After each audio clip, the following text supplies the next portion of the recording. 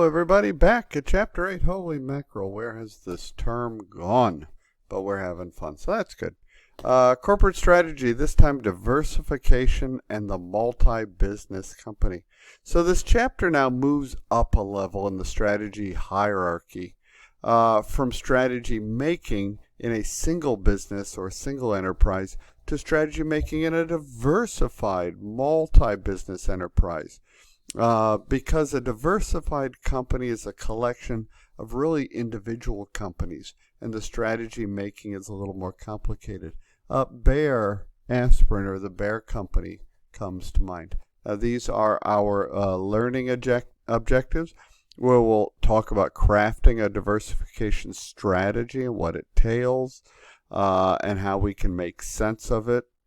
So we'll talk pros and cons of the various strategies. The second part looks at how to evaluate company attractiveness. Now, in every case, no matter what, the decision to diversify must start with a strong economic justification for doing so.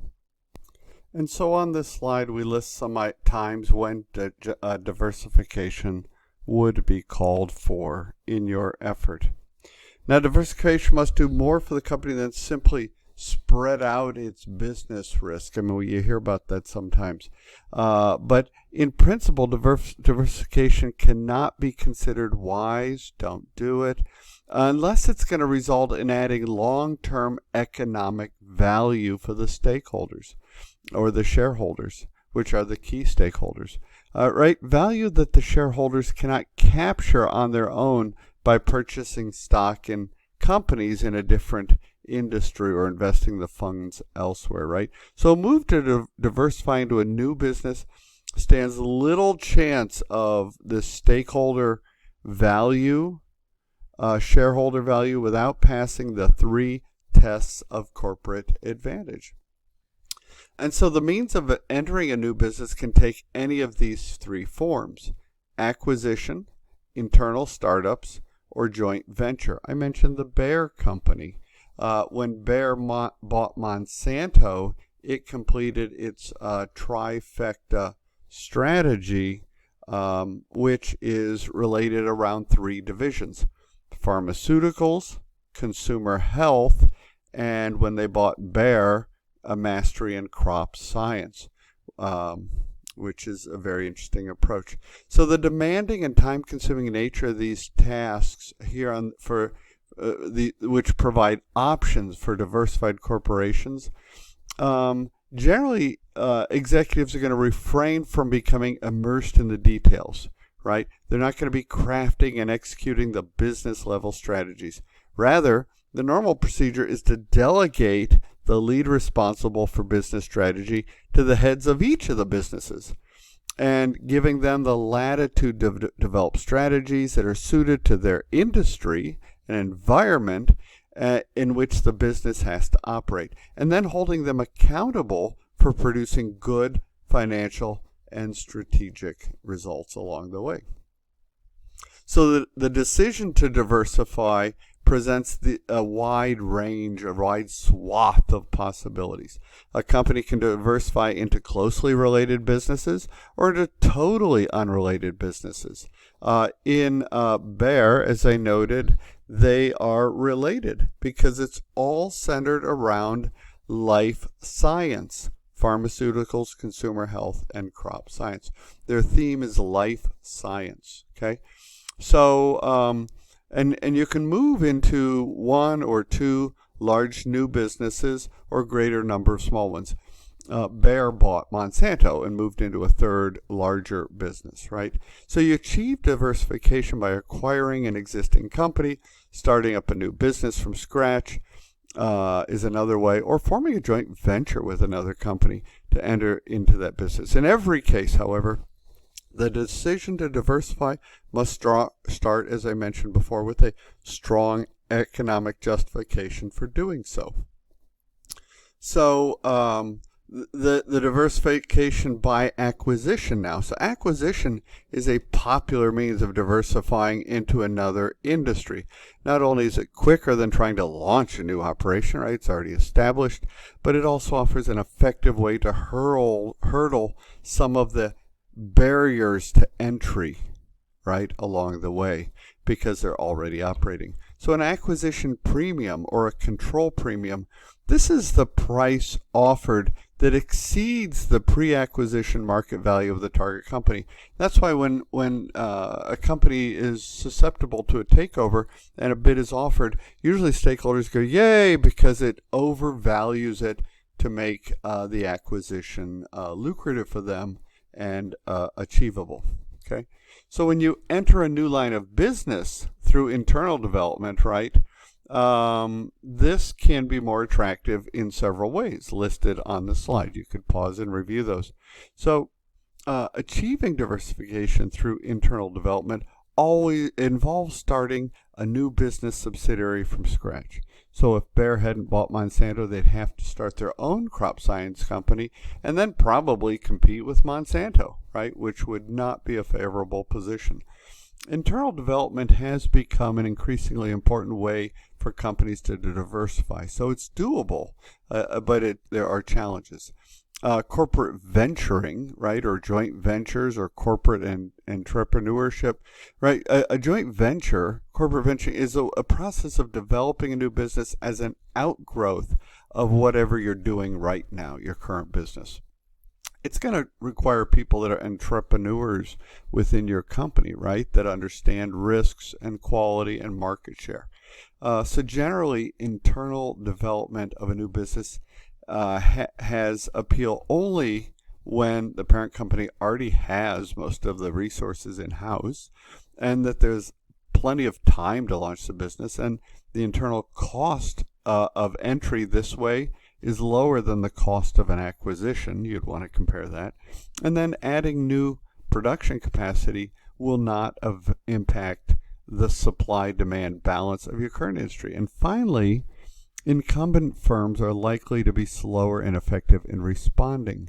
We've talked about that a little bit. How are the rivals going to react? Are they going to wait and see? Are they going to threaten you? Is it you don't have much of a competitive advantage if what you're doing is easy to copy, for example, we've talked about. So we can use those joint ventures to achieve diversification. So entering a joint venture can be useful in at least three types of situations. First, it can be a good vehicle for going after an opportunity that's very complex or uneconomical or risky. You want to partner and share that risk to minimize it. Second, joint ventures can make sense when the opportunity in a new industry requires a broader range of competencies than you currently have on your own. And then thirdly, companies sometimes use a joint venture to diversify into an industry when the move entails having operations in a foreign country, as we talked about the complexities of that last week, right? But partnering with another company has drawbacks, right? It's listed on the slide and developed well in the readings. Now, once a company chooses a diversification path, then it's going to face other choices, right? Whether to diversify into a related business, an unrelated business, maybe a mix. So a related business poses a competitively valuable cross-business value chain. You can share some of the suppliers and you already know the right ones, and you can do resource matchups that way easily. Now, an unrelated business has dissimilar value chain, so you're really venturing out into a new world, and there aren't any really competitively important cross-boundary relationships at that level. So the core concept is this reference to related businesses versus unrelated businesses. You're welcome to pause the slide and review what we've talked about.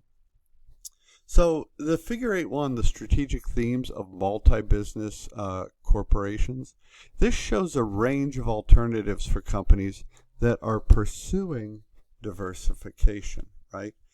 You can diversify into related businesses or into unrelated businesses, or into both related and unrelated businesses. So if you diversify into related businesses, right, you're looking for a strategic fit. And a strategic fit exists whenever one or more activities that constitute the value chain of different businesses are sufficiently similar right now to this cross-business sharing of these capabilities. So the core concept being a strategic fit, right? So capturing the benefits of a strategic fit along with the value chain of its related businesses gives a diversified company a clear path to a competitive advantage. I would say Amazon did that when they used to use wildly famous FedEx as its supplier, until at some point it diversified into another business and stood up its own trucking industry, creating a serious competitive advantage against other retailers and against FedEx, UPS, and others. Now this figure illustrates the range of opportunities to share or transfer specialized resources among these value chain activities, these vendor activities, and other value chains that come up, right? The resources and the capabilities that are leveraged in related diversification are specialized normally, and they have very specific applications. And there's a limited range of business context for which they can use.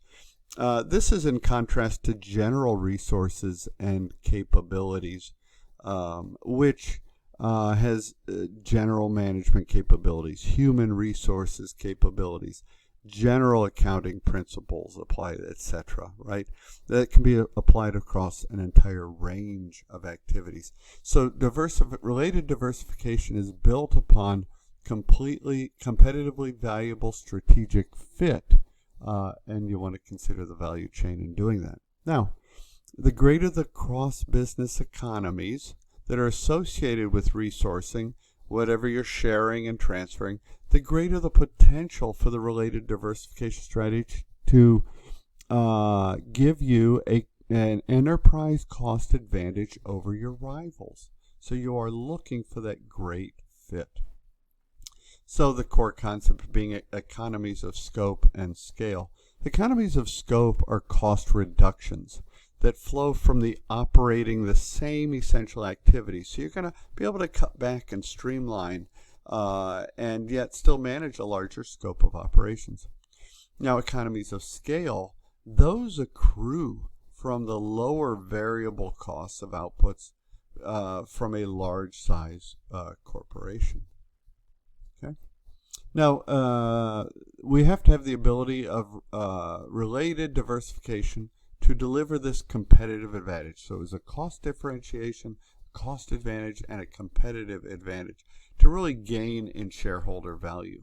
That's what diversification can do for you if it's a great strategic fit along the way. And so some concepts to consider, right? Here on this slide, it describes the merger of Kraft Foods, right, with the Heinz Corporation. And that was looking for a strategic fit that benefited everyone with a related diversification strategy, right? So this is a thoughts to ponder. Now, if you diversify into unrelated businesses, well, achieving cross-business strategic fit is not a motivation of unrelated diversification. That makes sense. Companies that pursue this strategy of unrelated diversification often exhibit a willingness to diversify into any business, in any industry, where senior managers see an opportunity to realize consistently good, note this, financial results. I would say GE, for most of its history of the last 20, 30 years, is an example of that. You could look online and see the various businesses that it has. With an unrelated diversification strategy, company managers spend much of their time screening acquisition candidates and evaluating the pros and cons of keeping or divesting. And some companies will do that. They'll begin to divest businesses and then later acquire other ones, right, depending on the strategy approach they're taking. Okay, so I'm going to pause there and come back.